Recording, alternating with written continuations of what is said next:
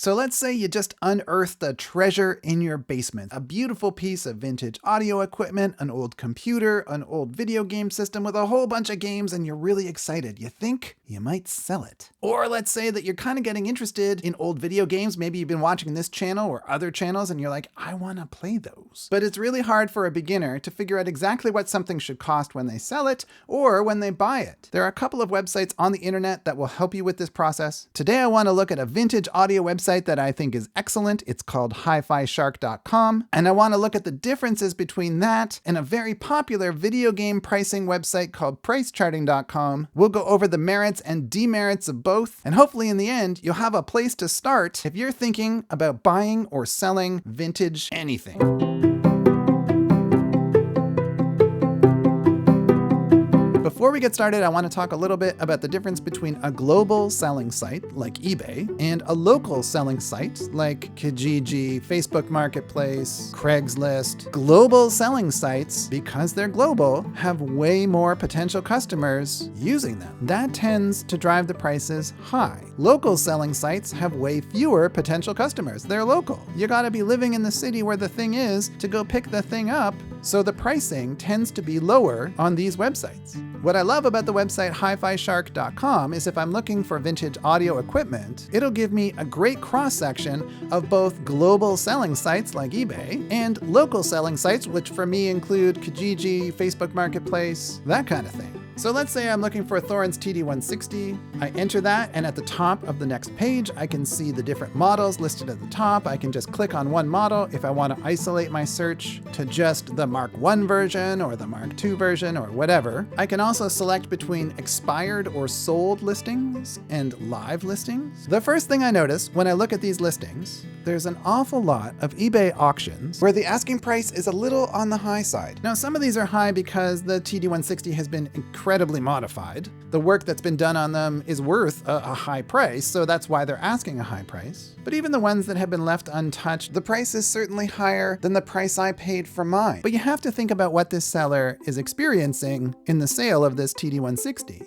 First of all, this seller is going to have to give back a fair bit in fees to eBay. Depending on what you're selling on eBay, you can pay upwards of 15% of the final price of your item in fees to eBay. So that has to be counted for. The other thing that's really problematic with eBay is the risks sellers take. Because of the way eBay and PayPal work, they kind of have to guarantee that the buyer is always protected in almost every case. And so many people I know who have sold stuff on eBay have often had at least one negative experience where they faithfully packaged something up, sent it off to the buyer, fulfilled their part of the bargain, and the buyer described it as not as described, and eBay gives them their money back. They give them back the money for the shipping, then the seller has to pay to ship the item back to themselves, so they're actually out of pocket for the thing they thought they sold. And if the shipping back is prohibitive, like it might be for a Thorens TD160, depending on how much money the item is worth, it's possible that the buyer gets the money back, gets the shipping back, and gets to keep the item. That happens sometimes on eBay. So prices on eBay just tend to be higher. Local sites, as you can see if you scroll down here, will sell the same turntable for a lot less. In Italy, in Netherlands, in Canada, in America. Local sites always tend to be a little bit cheaper. As we've mentioned, the catchment area is just smaller, but also the motivation of the seller can be entirely different. People who sell on eBay tend to want to receive the highest price for their item, but not everybody wants that. Some people are moving, they just want to get something out of their basement quick.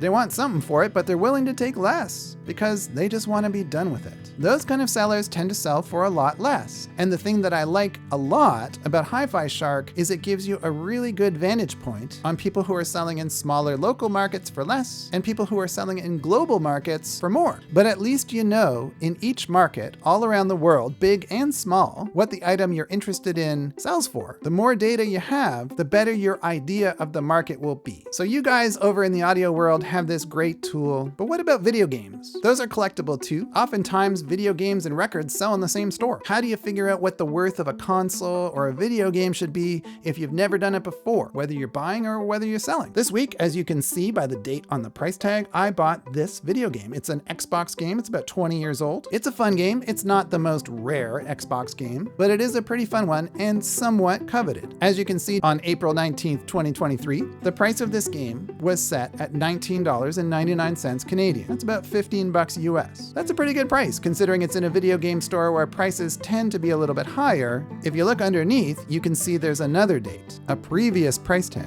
January 16th, 2023. That's when this game first went up on the shelf in this particular video game store. The price at that time was $39.99 Canadian, considerably more, double what I paid for it. So what happened here? Why did the video game store price it at $40 and then it didn't sell for months until they marked it down by half and I bought it?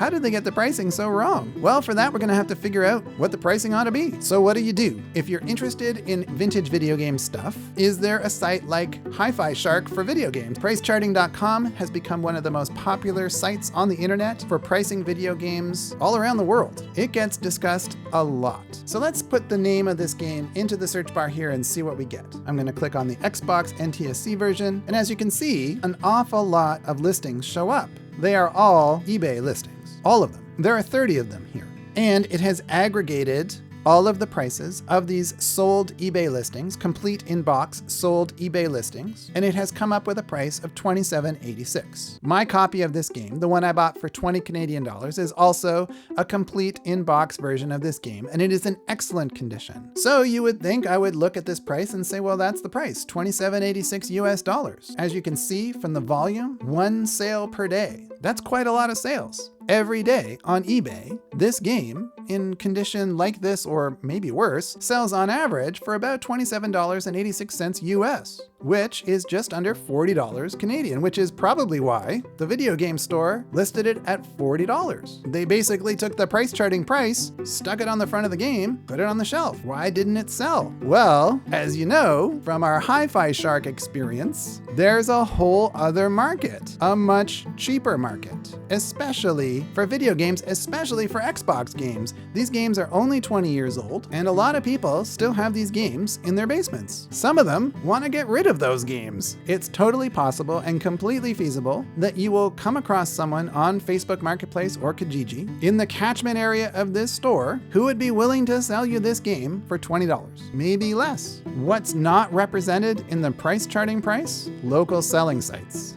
Why don't they do it the way HiFi Shark does it and give an aggregate of all of the different selling sites? If HiFi Shark can do it, why doesn't price charting do it? The answer there, maybe, is video games get sold in a manner which is a little bit different from vintage audio equipment. You'll notice in all of the listings that I took a look at for the Thorens TD160, none of them said, I got a big box of records, I got a Thorens TD160, I got a couple of styluses in here and some accessories, just take it all. They'll break it up. They'll sell the amplifier, they'll sell the turntable, but it's actually quite rare to find an Atari 2600 that doesn't come along with a whole bunch of games in the box too. Maybe some extra controllers, a couple of hookup cables, maybe some accessories, but it's often in one lot. And that makes it hard for sites like Price Charting to scrape out the information and separate it because the sellers haven't separated it. They do separate it on eBay because by separating each individual item, you get more money in the end, rather than just selling a big box of video games for whatever someone will pay. So even if Price Charting wanted to emulate the HiFi Shark model, I don't know how they would do it. But the fact is, when you're looking at price charting and you're trying to figure out the value of your video game, its pricing is usually the high end of the market. One of the biggest problems I find with price charting is people see the price charting price and they think that is the price. They don't think of it as a high end of the market representation. They think of it as the market representation. So just like the video game store that couldn't sell this game for $40 and some months later decided they'd mark it down to $20, an awful lot of people find themselves waiting and waiting online for their Facebook Marketplace boat to come in, and someone's gonna give them $500 for their bucket full of Atari games. And then when they don't get it, they get a little angry. I have the proof. These things are worth this. They book at this price, and if I don't get that price, I'm gonna be super angry. And then the games don't sell. And then the console goes back in the storage unit, because unlike the video game store that kind of has to do something to move the product so they can bring other games in, other consoles, whatever it is, some folks just get mad and take their ball and go home. And that doesn't help anybody. Records, old stereos, old computers, they're meant to be enjoyed. And they're in their glory when people are using them. These are important pieces of the history of our culture, and I don't think they should be sitting in a basement or an attic or a storage unit rotting away when they can be out and appreciated for what they are. So if you're out there and you're thinking about buying some old video games, some old audio equipment, you got your eye on something that looks pretty great and you're wondering what to spend, simple rule of thumb, the greater the diversity of your comparables, the more accurate your understanding of the market will be. I think a site like HiFiShark.com just does it a little better. So I hope that helped you out. If it did, please feel free to like or subscribe. Liking and subscribing can really help a channel, and if you could do that for this channel, that would be awesome, and I would really appreciate it. And until next week, take care, stay safe, have fun with your DIY projects, go hit up a garage sale, see what you can find, and I'll see you next Saturday.